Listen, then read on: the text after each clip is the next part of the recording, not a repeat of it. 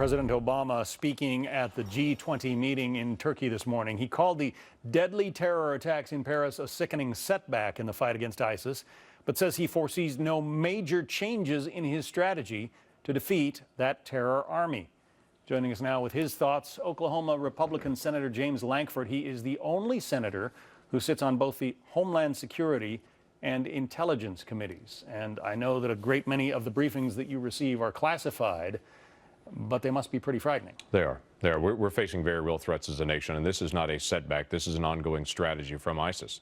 This is what they've done in Libya. This is what they've done in Afghanistan. This is what they've done in Egypt. This is what they've done in numerous villages in Syria and Iraq. They mean to hold territory, and they mean to continue to expand this out. So this is not setback. This is strategy for them. And the challenge is, what's our strategy to respond? The president famously said on Friday morning, ahead of the attacks in Paris, that ISIS is contained. Right. They're not contained. Obviously, they're demonstrating they're not contained. And the challenge that I had when I first heard that comment was, it seems odd to say they're contained at all right now, even within Iraq and with Syria, as they continue to move at will around that region. We have this plan that's coming out from the administration just to strike them and to be able to find some way to limit them, but not to actually get rid of them. We have to be able to meet them. And that's what is the great unknown. The number of fighters that are ISIS fighters wouldn't fill up most American football stadiums. This is not a large group of individuals, but they're tenacious and they rule with absolute terror. But can you find them? If it is a relatively small group of fighters, Sure. Is there a way through intelligence and other means to identify them? Right. And take them out? We have to be able to increase our intelligence operations on the ground there in Syria, but we can't do that very, very strongly in Iraq right now. And the challenge that we have is the members of the military that are currently in Iraq, and we have about 3,500 that are in Iraq right now.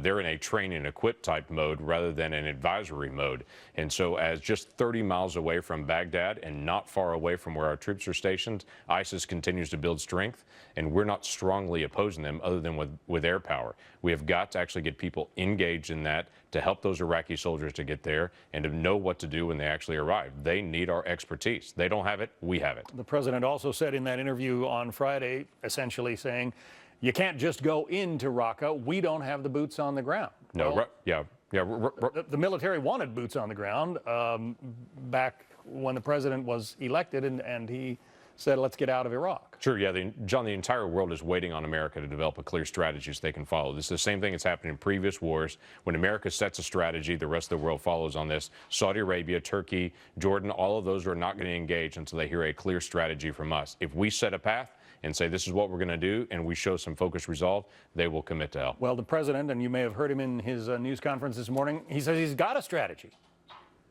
And I've yet to hear anyone articulate what that is. I've been in classified meetings as well as in public meetings.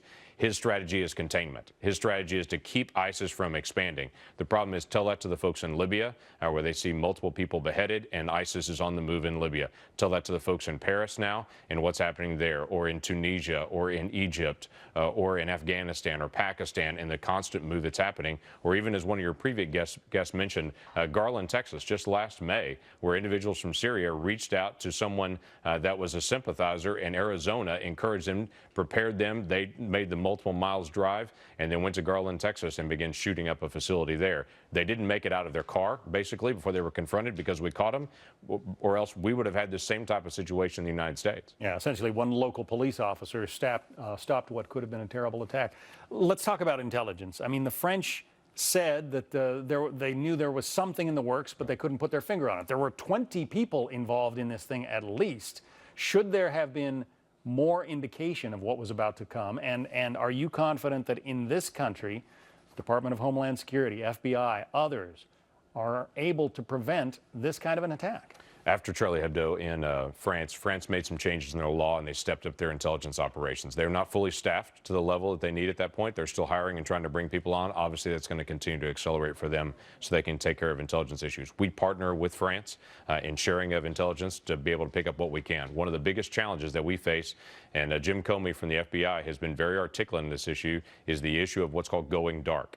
When terrorists move into an encrypted conversation, whether that be on some of these encrypted app conversations or whether that be on the iPhone and the iMessage platform that's there, We can't see it. No one can see it. It's completely encrypted. Even Applewood could tell you it can't be read. That is known clearly by the terrorist organizations. Now, that's a major struggle. And it's one of the things that Comey has been good to be able to put on the table and say we have to find a way to resolve this. We need better encryption as a nation. The Office of Personnel Management could tell you when they had millions of files stolen, we don't have good enough encryption. We need good encryption. But we also need to understand with greater encryption also comes the real threat of terrorism. Last question. I'm guessing the president doesn't call you often to ask for your advice, but if you were to have a meeting with him one-on-one this morning, what would you say? It's actually supposed to be the role of the Senate to be able to engage with the White House for advice and consent and to be able to have some free-flowing dialogue on this. We have not had that much with this White House. I would tell you the big challenge that we have is to step up what's happening in Iraq. As ISIS continues to move in Iraq, it's showing an area, even where we have our troops on the ground there, that we're not engaging them in a way that's actually pushing them back. We have to take out Assad. Assad is the focal point in the Middle East. Many of the other nations will not engage against ISIS because ISIS is fighting Assad. And until Assad is gone, ISIS will continue to move. And many of the countries in the region would say, why would we take out Assad or take out ISIS? ISIS is fighting Assad. We like ISIS at that point that they're fighting Assad. So Assad has to be removed. We have to have transition. That is still a key unanswered question that has sat unresolved now for years. Senator James Lankford of Oklahoma, Republican and a member of the the Homeland Security and Intelligence Committees. Senator, thank you. Thanks, John. Heather.